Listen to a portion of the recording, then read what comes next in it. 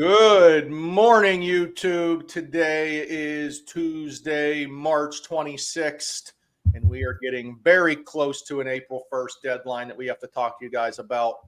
Good morning, Tom and Anthony. Good morning. Good morning, host. Everyone doing good? We got through weekend one of the tournament. We all have our voices. We haven't been foreclosed on. It's a good week.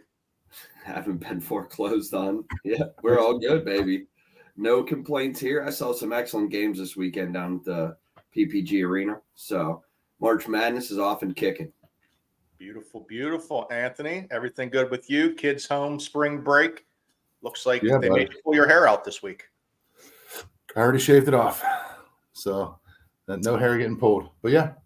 You know, I heard a scientific fact that bald guys may not be bald. They just have really fine hair. So we're going to go with that. Possibly. I mean, I don't know. Bald's in, man. Bald's sexy. So that's funny right there.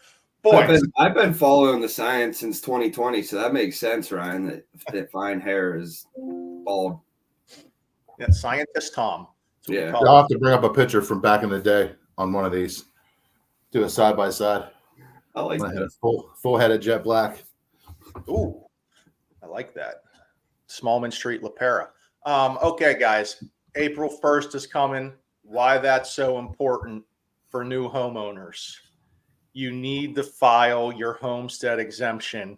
If you bought a home, is it last year? 2023, right? You got to file before April 1st.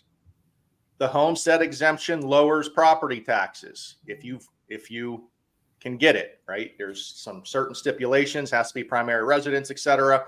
But if you don't file your homestead exemption, you're just throwing money out the window.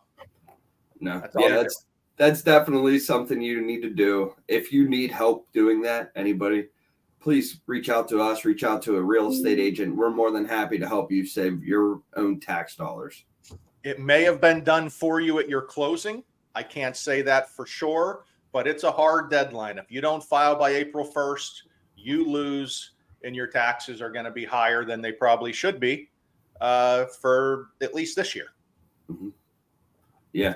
And then you got to do it again next year. But you don't need to do it every year, though. Once you do it once, it sticks in there. Correct.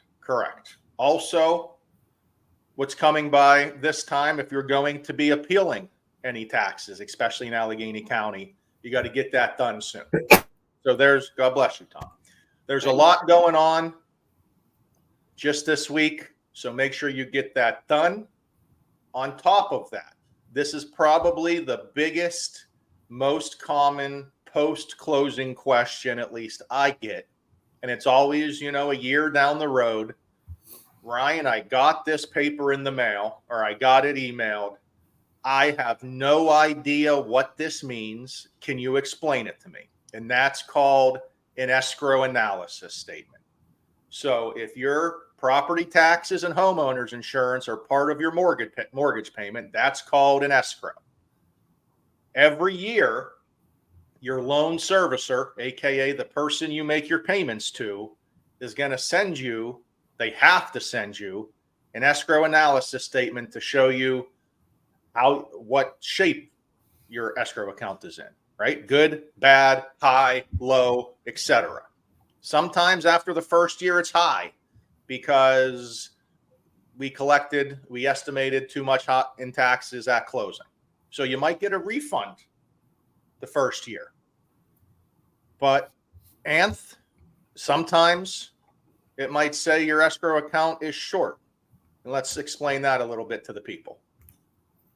Yeah, so if you get a letter in the mail saying that your escrow is short, that either means that your taxes got increased or they readjusted your escrow account. So the biggest thing is if you get a letter in the mail from, say, the borough or the county or school district, you want to make sure you reach out to your servicer immediately, because if not, what's going to happen is they will make those payments for you on behalf of the bank, but then they are going to readjust your escrow account to account for the higher taxes, if that would be the case, as well as what you now owe the bank for what they prepaid for you on those taxes that were due. So you definitely want to make sure you're keeping in contact with the servicer. And if you have concerns whether they got raised, you can ultimately call that local municipality, school district, or borough to find out what that letter is actually for. And it's going to be great because we have a person on the screen that went through hell with an escrow account, and we'll get to him in a second. But Who, me? yeah, who, me? Yeah, you. Your mortgage payment, right, if you have a fixed interest rate, is never going to change unless your taxes and insurance go up or down. Shocking to most people, taxes don't usually go down. And it sounds like with the insurance industry, we're all getting our insurance jacked up. So a lot of folks may be getting escrow analysis statements that are a shortage because one of those two things happen. And you get to have a decision. You can either have a lump sum to then keep your payment the same to make your escrow even, or they will show you what your payment is going to change over 12 months. And most folks, I think, decide just to do it over the 12 months and have their payment change. But there are horror stories. And Mr. Burko, if you want to fill us in, I know you actually called and had enough equity to remove your escrow. You were so angry. But let's explain what you went through. Pretty much a fist fight with Wells Fargo. No, I've called many times. I've actually called them probably 3 times on the escrow analysis since we've moved in 4 years ago. The only year not being that first year because we weren't there long enough. But every year we've seen an increase in our escrow here. Part of the reasons was the reassessment for the taxes, and then we did have an addition put on, so additional permits and all that, which understandably so, the escrow is going up for those things. On this most recent one, they just didn't calculate correctly, I believe. In my opinion, they didn't calculate the taxes correctly, so they didn't collect enough last year. So again, I was short this year. And what I tried to do was remove that because we're all told, 20% down, you could remove that escrow, yada, yada, yada. I thought the understanding that I had in previous conversations with them years past that it was 2 years before you can remove it and 20% equity. So I am at the 2-year point, 20% equity. And the way that we try to go around that is called a broker priced opinion, where I have to order an appraisal. And it was my understanding that when I ordered that, I was going to remove my PMI every month, as well as get rid of the escrow to have total control of my money.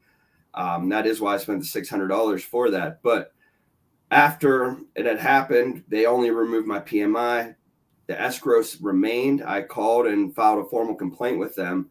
However, they said my original note states that until that is paid down, the original principal off the original note, off the original purchase price, is paid down to the 20%. I could not remove it. So they still want $3,600 just to remove the escrow because they're saying I'm not to 20% on my original purchase price. It doesn't matter that I tripled my house or anything. They only care about the original one. You're a mortgage expert, and listen to what you just went through. And we know there's some home buyers that are not mortgage experts that don't understand exactly what happens. And that's when you need to just call one of us. Even though it's post-closing, we're able to walk you through this process. Our service level does not stop at closing. We're here for you guys for the entire length that you're in your home. If you have any questions, especially if something like this comes up, that we can easily explain it or try to explain it. In Tom's situation, it's been a 3-year trek for him, and Still not resolved. I'll probably get an escrow analysis statement again in November that I'm short or something. I don't know. That fine print is definitely tough. But that's going to be coming. Sometimes they'll come at the beginning of the year. Like Tom said, his comes at the end of the year. It depends on your loan servicer and who you have specifically. Everyone has a different loan servicer. But keep an eye out for that. A lot of them are emailed now or in your portal. That's what that is. To finish up today, we talked about buyers. Now this is for our real estate agent partners. I'm going to pull up here a brand new seller concession cheat sheet for realtors that we have in our Agent One app. So if you work with West Penn, head to your Agent One app, go into the calculators. There's a couple different options. You can either put in a purchase price and it will tell you exactly what the seller assistance is for each loan, or you can print this one off that just shows the basic breakdowns of the different seller assistance. They are different for every single loan type. They can change in some cases depending on down payment if you have a conventional loan. But here it is. We get this question a lot with the changing rules in the market. I'm going to shut this down now. It seems like seller assistance is going to be coming back. We haven't seen a lot of seller assistance in the last 4 years. We haven't seen a lot of government loans in the last 4 years. We haven't seen a lot of offers that allowed a contingent offer with a home selling and buying at the same time in the last 4 years. Hopefully, with the changes coming, this opens up a whole different avenue that have been there for 4 years, but have been shut down for a lot of buyers. And seller assistance is one of those. It's always been there. It hasn't gone anywhere. It just hasn't been offered the last few years. That's a great cheat sheet too that they put out there to have for the agents to quickly reference. Coming out soon here, we do have the AM Chatter playbook, or the AM Chatter little booklet that we're coming out with. So make sure you mention that to us and we will get you a copy. Absolutely. That's always the help booklet that you're going to need to carry on your keychain. Love that. All right, boys, that's it for Tuesday. Have a great week, and I'll see you Friday. See you guys. See you guys.